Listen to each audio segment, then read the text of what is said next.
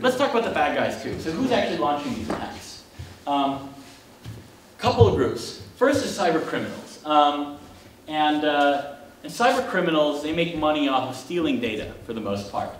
This group here in the bottom left, the Russian Business Network, has made a lot of money off of stealing credit card information, blackmailing scenes, etc. These pictures on the right are pictures from a cybercrime group called Road Digital that operated out of Tallinn.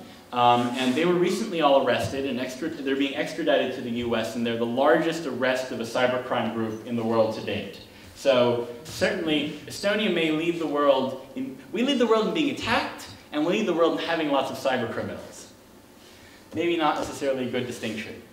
Hacktivists, you've all heard about Anonymous, and there are other groups like LulzSec that have been sort of revealing information for ideological reasons. Terrorists.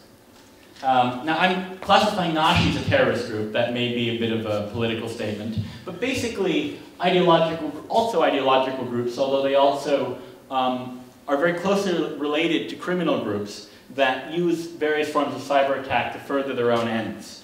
But of course, the big gorillas in the room, this is not working.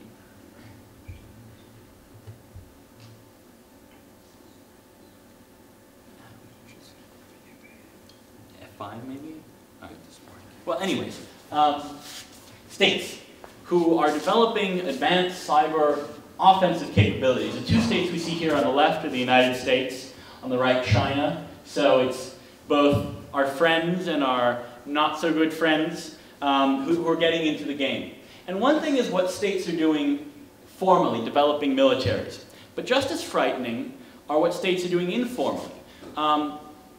Insofar as cybercrime groups, in particular, are very convenient for states. Why attack yourself, where it could be attributed to you, you could then face geopolitical repercussions, if you could have a criminal organization attack for you? Worst case scenario, oops, I'm sorry, we had some criminals in my country I didn't know about. The attacks against Estonia in 2007, we know that they came from Russia.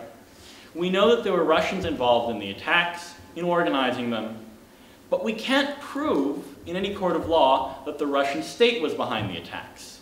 And that's a new reality, where the old rules of international politics, where if you attack, you'll be counterattacked, they kind of break down. And I'll tell you why I'm really afraid of Russia. It's not the Russian state, for instance, that worries me the most in cyberspace. It's Russia's instability. It's that Russia has so many cybercrime groups and individual activists in cyberspace who sometimes work for the Russian state, but whom the Russian state can't control. And if you have a longer period of instability in Russia, they're going to be engaging in large amounts of stealing data, perhaps much more violent attacks, not because they want to support the Russian state's geopolitical ambitions, but because they want to make money and they're bored.